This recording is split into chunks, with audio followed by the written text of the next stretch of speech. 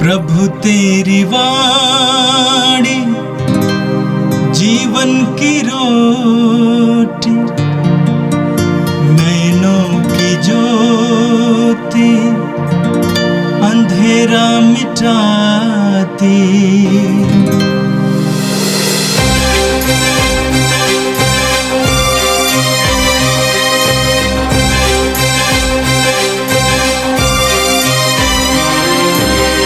प्रभु तेरी वाणी जीवन की रोटी, नैनों की ज्योति अंधेरा मिटाती। प्रभु तेरी वाणी जीवन की रोटी, नैनों की ज्योति अंधेरा मिटाती। वाणी वाणी वाणी वाणी वाणी पवित्र है, शाश्वत है, जीवन का मन्ना है। 7 अगस्त शुक्रवार। पहला पाठ नबी नाहुम का ग्रंथ, अध्याय 2 वचन संख्या 1 से 3, अध्याय 3 वचन संख्या 1 से 3, 6 से 7।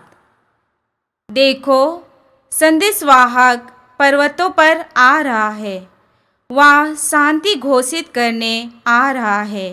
हे यहूदा, अपने पर्व मनाओ और अपने मन्नतें पूरी करो। कुकर्मी फिर कभी तुम पर आक्रमण नहीं करेगा, उसका सर्वनाश हो गया है। लुटेरों ने याकूब और इज़राइल को उजाड़ा और उनकी दकबारियों को नष्ट किया है, किंतु प्रभु याकूब और इज़राइल को उनका प्राचीन वैभव लौटा देगा। धिक्कार है रक्त पिपासु निनवे को, वह झूठ और लूट से कूट कूट कर भरा हुआ है और लूटपाट से बाज नहीं आता। सुनो, चाबों की फटकार, पहियों की खड़खड़ाहट, घोड़ों की टप और रथों की घड़घड़ाहट। देखो, घोड़ों का सरपट, तलवारों की दमक और भालों की चमक। कितने ही घायल और कितने ही मारे हुए लोग असंख्य 100 पड़े हुए हैं। लोग उन पर ठोकर खाकर गिर रहे हैं। मैं तुझ पर कीचड़ उछालूंगा, तुझे अपमानित करूंगा और काठ में तेरे पांव जकड़ दूंगा। जो तुझ पर दृष्टि डालेगा वह मुंह फेर कर कहेगा, निनवे का सर्वनाश हो गया है। कौन उस पर दया करेगा? तुझे सांत्वना देने वालों को मैं कहाँ से ले आऊं? या प्रभु की वाणी है। संत मत्ती के अनुसार पवित्र सुसमाचार, अध्याय 16 वाक्य संख्या 24 से लेकर 28 तक। यीशु ने अपने शिष्यों से कहा, यदि कोई मेरा अनुसरण करना चाहे तो वह आत्मत्याग करे और अपना क्रूस उठाकर मेरे पीछे हो ले।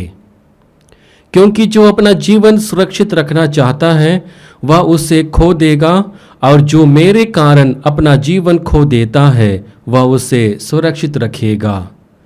मनुष्य को इससे क्या लाभ यदि वह सारे संसार को प्राप्त कर ले लेकिन अपना जीवन ही गंवा दे? अपने जीवन के बदले मनुष्य दे ही क्या सकता है? क्योंकि मानव पुत्र अपने स्वर्गदूतों के साथ अपने पिता की महिमा सहित आएगा और वह प्रत्येक मनुष्य को उसके कर्म का फल देगा। मैं तुमसे कह देता हूँ, यहाँ कुछ ऐसे लोग विद्यमान हैं जो तब तक नहीं मरेंगे जब तक वे मानव पुत्र को राजकीय प्रताप के साथ आता हुआ ना देख लें। यह प्रभु का पवित्र सुसमाचार है। ख्रिस्त प्रभु की जय। यीशु में मेरे प्रिय भाई और बहनों, आज के दोनों पाठ में यदि हम गौर से देखेंगे तो हमें न्याय के विषय में मनन चिंतन करने का एक अवसर मिल रहा है। दोनों पाठों के द्वारा ईश्वरीय न्याय की बात को रखा गया है। न्याय क्या है? हम मनुष्य हैं और इस संसार में हम एक यात्रा कर रहे हैं, और इस यात्रा के बाद हम ईश्वर के राज्य में जाएंगे जहां पर हमें अपने कर्मों का लेखा देना होगा, और वही न्याय के दिन हमें स्वर्ग या नर्क दोनों में से क्या मिलेगा उसका निर्धारण किया जाएगा। इसलिए जब भी हम इस संसार में रहते हुए अपने जीवन को व्यतीत करते हैं, हमारे सामने दो प्रकार की चुनौतियां हैं। पहला, हम अपने जीवन को कैसा जिएं। दूसरा, हमारे जीवन में सदैव हमारे सामने चुनाव करने का एक अवसर मिलता है, अच्छाई को चुनने का और बुराई को छोड़ने का, सच का साथ देने का और बुराई को दूर करने का एक चुनौती लगातार बने रहता है। और इसी चुनौती के बीच में हम अपने जीवन को जीते हैं, उसे आगे बढ़ाते हैं, जिसमें ईश्वर का वचन और हमारे संस्कार, प्रार्थनाएं हमें यह मौका देती है कि हम अपने जीवन पर मनन चिंतन कर सकें और अपने चाल चलन में एक ऐसा परिवर्तन लेकर के आए जो ईश्वर की दृष्टिकोण में प्रिय है, जो हमें स्वर्ग राज्य के अधिकारी बना सकता है। आज का पहला पाठ नाहुम के ग्रंथ से लिया गया है, जहां पर हम देखते हैं कि नाहुम निनेवे शहर को न्याय के बारे में बताता है कि कैसे ईश्वर का न्याय उनके लिए स्थापित होगा। सबसे पहले हम देखते हैं कि निनेवे शहर था, वो बहुत बड़ा शहर था। संभवतः हम वचन में पढ़ते हैं कि उसे 3-4 दिन लगते थे पार करने के लिए, जब योना नबी वहाँ जाते हैं पश्चाताप का संदेश लेकर के। तो इतने बड़े शहर के लोगों को ईश्वर के मार्ग के बारे में बताना और लोगों को ईश्वरीय योजना से जोड़ना एक कठिन काम था, जिसको योना नबी ने बखूबी निभाया और वहाँ के लोगों को पश्चाताप भरे जीवन जीने के लिए प्रेरित करता है। लोग पश्चाताप करते हैं और जो ईश्वर का दंड था वह नहीं आता है। ईश्वर दया से द्रवित हो जाता है और अपने दंड की योजना को वह छोड़ देता है। लेकिन बाद में हम देखते हैं कि इन लोगों का जीवन फिर से बदल जाता है, ये फिर से पाप में जीवन को बिताने लगते हैं। तब ईश्वर उनके बीच में नबी नाहुम को भेजते हैं न्याय के बारे में बताने के लिए कि कैसे उनकी करनी उन्हें न्याय दिलाएगा, क्योंकि उन्होंने पाप किया है, हर प्रकार की बुराइयों का जीवन जिया है, इसलिए उन्हें उन्हीं के अनुरूप दंड मिलेगा, ईश्वर उनका न्याय करेगा। हम वचन में पढ़ते हैं, देखो संदेशवाहक पर्वतों पर आ रहा है, वह शांति घोषित करने आ रहा है। हे यहूदा, अपने पर्व मनाओ और अपनी मन्नतें पूरी करो। कुकर्मी फिर कभी तुम पर आक्रमण नहीं करेगा, उसका सर्वनाश हो गया है। यहाँ पर नबी नाहुम लोगों को बताने की कोशिश कर रहा है कि अब वह समय आ गया है जब तुम्हारा न्याय किया जाएगा, और इसलिए तुम्हें तैयार होना है, क्योंकि तुमने जो किया है अब उसका लेखा जोखा तुम्हें प्रभु के पास रखना है और उन्हीं के अनुरूप तुम्हें ईश्वर दंड देगा। आगे हम वचन में पढ़ते हैं, लुटेरों ने याकूब और इस्राएल को उजाड़ा और उनकी दाखबारियों को नष्ट किया है, किंतु प्रभु याकूब और इस्राएल को उनका प्राचीन वैभव लौटा देगा। इसके साथ ही साथ नबी यह भी घोषणा करता है कि ईश्वर उनके प्राचीन वैभव को भी लौटाएगा, एक और उनका न्याय भी करेगा और न्याय के अनुपात में उन्हें दंड भी देगा, और दूसरी ओर उनकी वास्तविक स्थिति को भी बनाए रखेगा। ईश्वर उनके वैभव को फिर से वापस करेगा। धिक्कार है रक्त पिपासु निनेवे को, वह झूठ और लूट से कूट कूट कर भरा हुआ है और लूट पाट से बाज नहीं आता। यहाँ पर नबी नाहुम निनेवे वासियों को धिक्कारते हैं, उन्हें कहते हैं रक्त पिपासु, रक्त के भूखे और प्यासे लोग, जो संभवतः अपने हर एक कार्य में रक्त रंजित कार्य करते हैं, और इसलिए उन्हें धिक्कारते हुए उन्हें रक्त पिपासु कहकर पुकारते हैं। हम देखेंगे कि नबी नाहुम उन्हें ऐसा क्यों कहता है। निनेवे के सारे लोग, क्योंकि उनकी संख्या बहुत बड़ी थी, वे अन्य राज्यों पर आक्रमण करते थे। आक्रमण करने के बाद जो राज्य हार जाते थे वे उन्हें लूटपाट करते थे, सारे लोगों को मार डालते थे और इस प्रकार से लूटी हुई चीज़ों को वे लोग वापस आते थे। ये एक युद्ध के खिलाफ एक नीति थी, क्योंकि उन्हें जीतने के बाद जो चीज़ चाहिए वे उसे लेकर के आ सकते हैं, बाकी लोगों को छोड़ सकते हैं। लेकिन निनेवे वासी ऐसा नहीं करते थे, वे उन्हें कुचल डालते थे, मार डालते थे और इसी कारण से ईश्वर का न्याय उनके बीच में आ रहा है। और नाहुम उन्हें संबोधित करते हुए कहता है कि धिक्कार रे रक्त पिपासु। इस प्रकार से नबी नाहुम यह कहना चाहते हैं कि तुम्हारे कर्मों के कारण ईश्वर तुम्हें भयंकर दंड देने वाला है। जिसे हम आगे पढ़ते हैं, सुनो चाबुक की फटकार, पहियों की खड़खड़ाहट, घोड़ों की टाप और रथों की घरघराहट।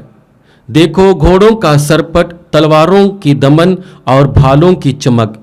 कितने ही घायल और कितने ही मारे हुए, असंख्य शव पड़े हुए हैं, लोग उन पर ठोकर खाकर गिर रहे हैं। यह एक दयनीय स्थिति है जहां पर एक लूटे हुए राज्य के विषय में नबी नाहुम अपनी बातों को लोगों के सामने रखता है कि तुमने उनका सर्वनाश कर दिया है, लोग लाशों पर ठोकर खाकर गिर रहे हैं और इस प्रकार से तुम्हारे लिए ईश्वर का दंड आने वाला है, क्योंकि तुमने ईश्वर के विरुद्ध कार्य किया है। मैं तुझ पर कीचड़ उछालूंगा, तुझे अपमानित करूंगा और काठ में तेरे पांवों को जकड़ दूंगा। जो तुझ पर दृष्टि डालेगा वह मुंह फेर कर कहेगा, निनेवे का सर्वनाश हो गया है। कौन उस पर दया करेगा? तुझे सांत्वना देने वालों को मैं कहाँ से ले आऊँगा। यहाँ पर निनेवे की वास्तविक स्थिति को नबी नाहुम उनके सामने रखता है कि सब कुछ उनसे छीन लिया जाएगा, उन पर कृपा करने वाला ईश्वर भी नहीं होगा। लोग जब उनकी ओर दृष्टि डालेंगे तो कहेंगे कि निनेवे का सर्वनाश हो गया है। यीशु में मेरे प्रिय भाई और बहनों, निनेवे के लोग और उनका जीवन हमारे लिए अपने आप के जीवन को सोचने, समझने और उस पर विचार करने का एक अवसर देता है।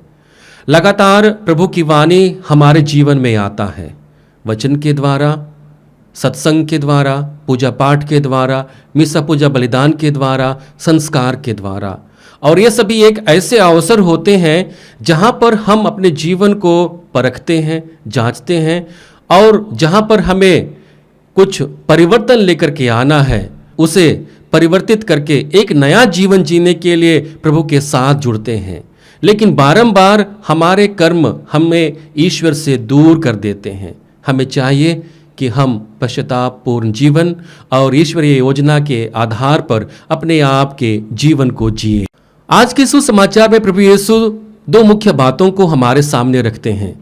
पहली बात है कि कैसे हम यीशु का अनुसरण कर सकते हैं और दूसरी बात है कि यीशु अपने पिता के साथ आएगा और हर एक मनुष्य के कर्मों के आधार पर उनका न्याय करेगा, उनका प्रतिफल उन्हें देगा।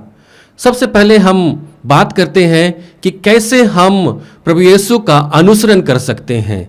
इसके लिए प्रभु हमें न्योता देते हुए कहते हैं, यदि कोई मेरा अनुसरण करना चाहे तो वह आत्मत्याग करे और अपना क्रूस उठाकर मेरे पीछे हो ले। इस न्योता में प्रभु यीशु 3 प्रकार की बातों को हमारे सामने रखते हैं। सबसे पहली बात है, हमें आत्मत्याग करना है। आत्मत्याग केवल सीमित समय के लिए या सीमित अवसर तक ही निहित नहीं होना चाहिए। बहुत बार हम लोग देखते हैं जब चालीसे का काल आता है तब हमारे मन में, ध्यान में यह बात आती है कि हम कुछ त्याग करें, तपस्या करें और वह हमें आत्मत्याग की ओर आगे बढ़ने के लिए मदद करती है। लेकिन चालीसे में केवल 40 दिन हम लोग उस बातों पर मनन चिंतन करते हैं, उन बातों पर स्थिर रहते हैं। जैसे ही 40वां दिन खत्म होता है, धीरे धीरे हमारे जो विचार हैं, हमारे जो मनोभाव हैं, उस भावना से दूर होने लगती है और फिर से हम मानवीय स्वभाव से और सांसारिकता से ग्रसित हो जाते हैं। यहाँ पर प्रभु यीशु हमें कहते हैं कि यह एक ऐसी प्रक्रिया है जिसे हर एक मनुष्य को लगातार अपने जीवन में जीते रहना है, लगातार अपने जीवन में आत्मसात करते रहना है। और इसलिए यहाँ पर प्रभु हमें एक चुनौती देते हुए कहना चाहते हैं कि हमें हमेशा अपने आप को हाँ ना कहते हुए ईश्वर के लिए हाँ कहना है, लगातार ईश्वरीय योजना को हाँ कहना है, ईश्वरीय मार्ग को हाँ कहना है। हमें लगातार अपने सिद्धांतों को ना कहते हुए ईश्वर के न्यायपूर्ण सिद्धांतों को और कृपापूर्ण सिद्धांतों को हाँ कहते जाना है। और इस प्रकार से जब हम अपने आप के जीवन को जीने लगते हैं तो हमारे जीवन में आत्म त्याग की भावना और कार्य बनने लगती है, उसे हम करने लगते हैं। यदि हम इसे एक वाक्य में कहना चाहें तो हम कह सकते हैं कि आत्म त्याग का जीवन ईश्वर के प्रति निरंतर सहमति का जीवन है। आत्म त्याग के द्वारा हम लोग लगातार प्रभु की सहमति को देते हैं, हमारी सोच के लिए, हमारे विचार के लिए, हमारे शब्दों के लिए, हमारे जीवन शैली के लिए। और जब हम ऐसा करने लगते हैं तो हमारे जीवन में आत्म त्याग का जीवन आ जाता है। दूसरा महत्वपूर्ण कार्य है क्रूस उठाना। क्रूस बलिदान और सेवा का प्रतीक है, जिसे प्रभु यीशु ने हमारे सामने एक उदाहरण के रूप में रखा है, जहां पर प्रभु यीशु स्वयं ईश्वरीय योजना को पूरा करते हुए स्वयं को बलिदान कर देते हैं और सेवा कार्य के लिए हमें चुन लेते हैं। वही कार्य को लगातार हमें अपने जीवन में करते रहना चाहिए। हमें हो सकता है कि हमें विचारों का बलिदान देना होगा, हमारे भावों का बलिदान होगा, हमारे स्वभावों का बलिदान देना होगा और हमारे कुछ बातों का बलिदान होगा जिस पर संभवतः ईश्वर की योजना निहित हो। जब हम ऐसा करने लगते हैं तो हमारे जीवन में बलिदान की भावना आने लगती है। हमें प्रभु की बताई हुई रास्तों पर चलते हुए दूसरों की सेवा करते रहना चाहिए। जितनी भी सीमित ज़रूरत की चीज़ें हैं उनका उपभोग करते हुए दूसरे लोगों के प्रति भी सेवा की भावना बनाए रखना चाहिए। तीसरा महत्वपूर्ण बात है कि हमें यीशु का अनुसरण करना चाहिए। यह अनुसरण की प्रक्रिया हमारी ईश्वर के प्रति और अपने प्रभु के प्रति आज्ञाकारिता के भाव को प्रकट करता है। हमारे जितने भी पुरोहित भाई बहनें हैं वे लोग आज्ञाकारिता का वचन या शपथ प्रभु के सामने लेते हैं कि वे लोग ईश्वर के लिए आज्ञाकारी बने रहेंगे। वे लोग अपने संस्था के संस्थाध्यक्षों के प्रति आज्ञाकारी बने रहेंगे। ये सबसे बड़ी चुनौती होती है हमारे जीवन की, क्योंकि हमारा जो स्वभाव है वो लगातार हमें सांसारिकता की ओर जोड़े रखता है। हम उनके प्रभाव में हमेशा प्रभावित होते हैं। जो हमें अच्छा लगता है, जो हमें बहुत ही उम्दा लगता है, और इस प्रकार से जो आज्ञाकारिता है वो मनुष्य के जीवन की सबसे बड़ी चुनौती होती है, चाहे वे छोटे हों या बड़े हों। हर एक पल में हम जब ईश्वर के प्रति आज्ञाकारी बनते हैं तो उसे अपने पारिवारिक जीवन में, उसे अपने सामाजिक जीवन में जीने की ज़रूरत होती है, जो उतना आसान नहीं है। जब प्रभु के मार्गों का हम अनुसरण करते हुए आगे बढ़ते हैं तब हम प्रभु के प्रति ईमानदारी का जीवन जीते हैं और प्रभु का अनुसरण करने लगते हैं। हमारे लिए प्रभु का अनुसरण करना क्यों महत्वपूर्ण है, इसके विषय में प्रभु कहते हैं, क्योंकि जो अपना जीवन सुरक्षित रखना चाहता है वह उसे खो देगा, और जो मेरे कारण अपना जीवन खो देता है वह उसे सुरक्षित रखेगा। मनुष्य को इससे क्या लाभ यदि वह सारे संसार को प्राप्त कर ले लेकिन अपना जीवन ही गंवा दे। अपने जीवन के बदले मनुष्य दे ही क्या सकता है। सबसे बड़ी बात यहाँ पर प्रभु हमसे कहते हैं कि हम अपने जीवन के बदले प्रभु को कुछ भी नहीं दे सकते हैं, और जीवन को देने का मतलब है प्रभु की बातों का अनुसरण करना, उनकी बताई हुई बातों पर निरंतर चलते रहना, आगे बढ़ते रहना, आत्मत्याग का जीवन जीते हुए, सेवा और परोपकार का जीवन जीते हुए और प्रभु की बताई हुई मार्ग को अपने जीवन में अंगीकृत करते हुए। आगे प्रभु यीशु हमसे कहते हैं, क्योंकि मानव पुत्र अपने स्वर्गदूतों के साथ अपने पिता की महिमा सहित आएगा और प्रत्येक मनुष्य को उसके कर्म का फल देगा। मैं तुमसे कह देता हूँ, यहाँ कुछ ऐसे लोग विद्यमान हैं जो तब तक नहीं मरेंगे जब तक वे मानव पुत्र को राज्य के प्रताप के साथ आता हुआ ना देख लें। अंत में प्रभु यीशु न्याय के विषय में कहते हुए कहते हैं कि मानव पुत्र प्रभु की महिमा में आएगा और हर एक व्यक्ति के कर्म के आधार पर उनका फल देगा। यीशु में मेरे प्रिय भाई और बहनों, ये सत्य है कि हम अपने जीवन के अलावे प्रभु यीशु को कुछ भी नहीं दे सकते हैं।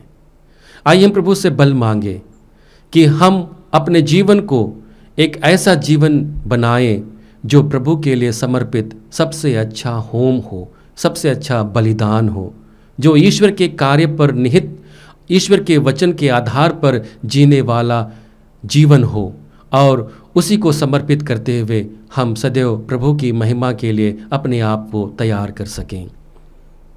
हे सर्वशक्तिमान पिता परमेश्वर, हम धन्यवाद देते हैं आज के सुंदर दिन के लिए, तुझसे मिले हुए हर एक वरदानों के लिए पिता धन्यवाद देते हैं। धन्यवाद पिता आज के पवित्र वचनों के लिए। यह पवित्र वचन हमें अपने जीवन को पूरी तरह से समर्पित करने के लिए और अपने जीवन में तेरी योजना को लागू करके आगे बढ़ाने के लिए प्रेरित कर रहा है। पिता हमें मदद कर कि हम तेरे पुत्र हमारे प्रभु यीशु ख्रिस्त के कहे वचन के अनुसार अपने जीवन को जी सकें और अपने जीवन को एक ऐसा जीवन बनाए जो तुझे सुग्राह्य हो, तुझे एक उत्तम बलिदान के रूप में प्राप्त हो। हम अपने जीवन को तुझे समर्पित करने के लिए लगातार कोशिश करते रहें और तेरी महिमा के लिए हम वे सभी कार्य करें जो तेरी दृष्टि में प्रिय है। हम यह प्रार्थना करते हैं हमारे प्रभु ख्रिस्त के द्वारा, आमीन। प्रभु तेरी वाणी जीवन की रोटी, नैनों की ज्योति अंधेरा मिटाती, वाणी वाणी